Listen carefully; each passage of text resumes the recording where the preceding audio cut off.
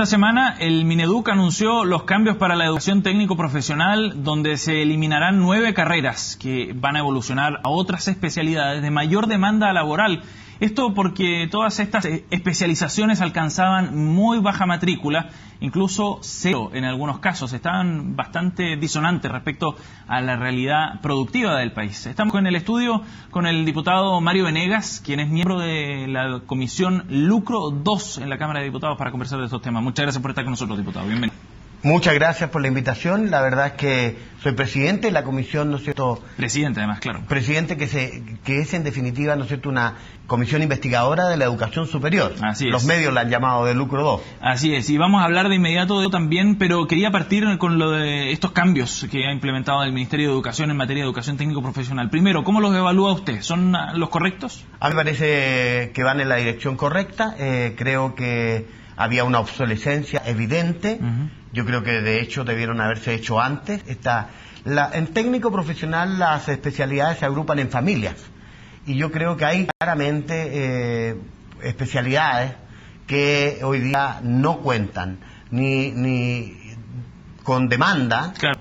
Y por otro lado, ¿no es cierto?, el nivel de inserción laboral es escasísimo y se constituyen, como también en otras áreas del sistema educacional, en una oferta que termina siendo una ilusión. Claro, para los niños, porque totalmente desacoplado de lo que estaba pasando en el mundo productivo, en las empresas. Voy a poner un ejemplo: secretariado. Claro. Que hay en liceos técnicos profesionales del área comercial que los vienen dando por décadas. Sí. Y hoy día una chica con un cartón, ¿no es cierto?, de nivel medio de secretariado, bueno, no encuentra un espacio laboral para lo que se preparó. Con mucha ilusión de su familia, que son las familias normalmente más modestas, que creen que los muchachos debieran incorporarse a la vida del trabajo, ¿no es cierto?, porque no tienen expectativas de enviarlo a la educación superior, seguramente por falta de ingresos. Y porque estaba abandonada además esta educación técnica. Así es. Yo creo que ahí hay un tema que hay que preocuparse, hay que mejorarla. Yo conozco, soy profesor, soy miembro de la Comisión de Educación, trabajé en el Ministerio de Educación en su tiempo, conozco los establecimientos educacionales y te digo que hay especialidades que se entregan con un nivel de obsolescencia en términos prácticos. Por ejemplo, muchachos estudiando mecánica con motores de hace 4 o 5 décadas. Claro, claro. No hay renovación, ¿no es cierto? No es posible estar a la altura de la empresa, pero al menos debiera tener, ¿no es cierto?, una capacidad de irse renovando y los saberes transmitiendo aquellos que son propios de la modernización que ha tenido esa área, ¿no es cierto?, de la especialidad mecánica, me refiero. Y estuvo muy ausente, y ha estado ausente en el debate público de la educación técnica. ¿Usted cree que se le está dando la importancia que se merece, considerando todo el debate sobre educación en un paraguas más amplio que hemos visto en los últimos años? Creo que estamos profundamente equivocados. Creo que de pronto, con medidas que en algún momento pudieron haberse entendido acertadas, como por ejemplo entregar financiamiento para que facilitar el acceso a la educación superior, hemos descuidado la educación técnico-profesional. Claro. Y claramente la experiencia internacional nos indica que los países tienen que apostar a formar, ¿no es cierto?, técnicos de gran nivel y de muy buena calidad, porque no todos pueden ser profesionales universitarios, porque no es realista. Pero el modelo chileno ha incentivado eso precisamente, que todos sean universitarios, que todos sean profesionales, viendo en muchos casos una ilusión. Ilusión. Nosotros lo hemos probado a través de nuestras investigaciones en la Comisión 1 y ahora en la 2 se refuerza la idea de que hay muchas universidades que lo que hacen es una oferta que no guarda relación con las necesidades, ¿no es cierto?, objetivas del país y que no tienen inserción laboral, transformándose, ¿no es cierto?, en una frustración enorme para las familias. Y además, con un endeudamiento tremendo, con carreras carísimas. En estos días aparecía en la prensa un artículo muy interesante que decía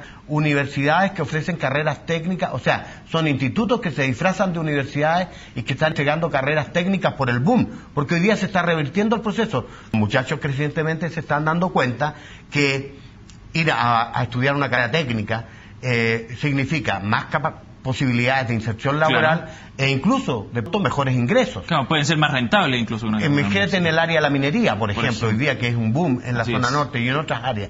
Entonces, pero, ¿cuál es el tema? Que los estándares, las exigencias, tenemos universidades que son muy sensibles a estas demandas del mercado, pero la pregunta es, ¿le van a ofrecer una formación de efectiva calidad o están simplemente reaccionando al mercado? Y este es el nudo central de lo que nosotros discutimos, en lo personal y muchos otros como yo. No puede ser entendida la educación como un bien que se transa en el mercado, como un bien de consumo. Nosotros lo entendemos como un derecho, lo entendemos además como un bien social. ¿Sabes por qué? Porque si tú inviertes adecuadamente en la educación y en la formación de técnicos y profesionales, hay un efecto positivo para el conjunto de la sociedad.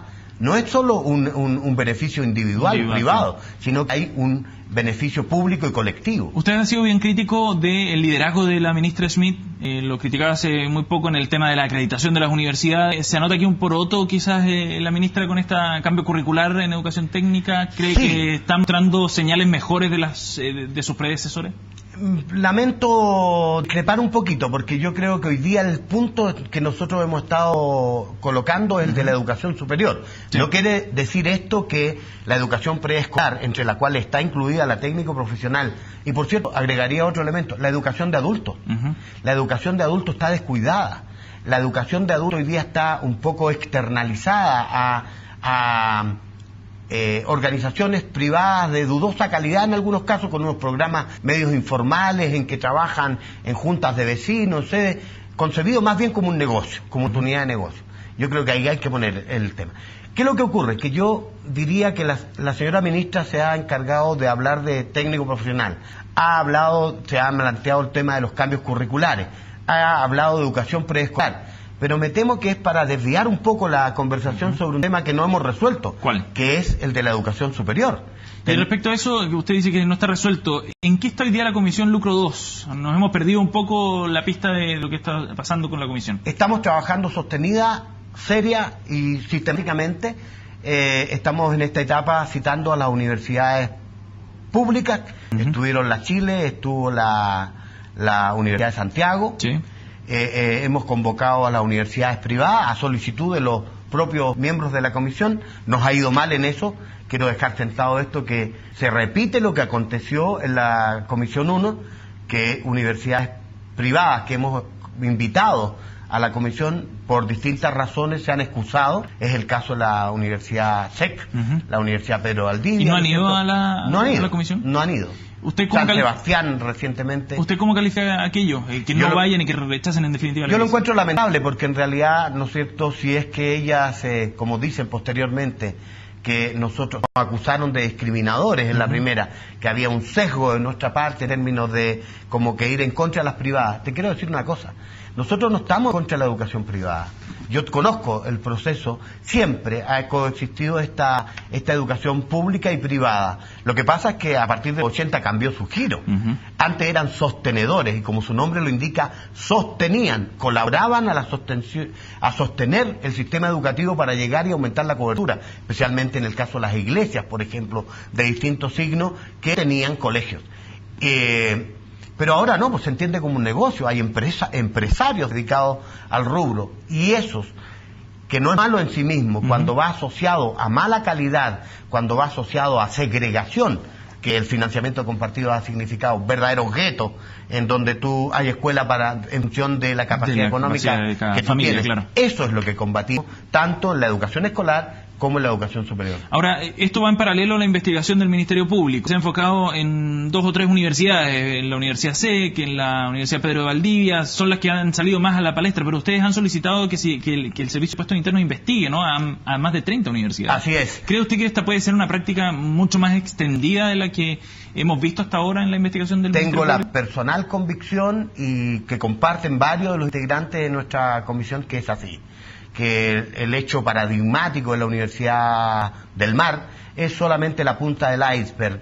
Muestra una realidad que está escondida, que no ha salido a flote, y que tiene que ver con esta concepción de que la universidad es un negocio muy rentable para quienes son los dueños, y tremendamente frustrante para los estudiantes, porque la idea es abaratar costos, siempre abaratar costos, no formar adecuadamente a los futuros profesionales del país. Ahora, ¿sobre qué antecedentes, en base a qué usted está formando este juicio, o la comisión se está formando este juicio de que esto es una práctica tan extendida? Porque cuando investigamos y citamos a distintos actores y establecimos que, por ejemplo, la práctica extendida de crear sociedades relacionadas con lo que sacan, ¿no es cierto? Porque partamos del hecho cierto, las universidades por ley no pueden lucrar. Entonces la manera de lucrar nosotros definimos en la Comisión 1 a lo menos 10 formas distintas, a través de sociedades relacionadas, claro. Inmobiliarias, que cobran lo que ellos quieren, sí.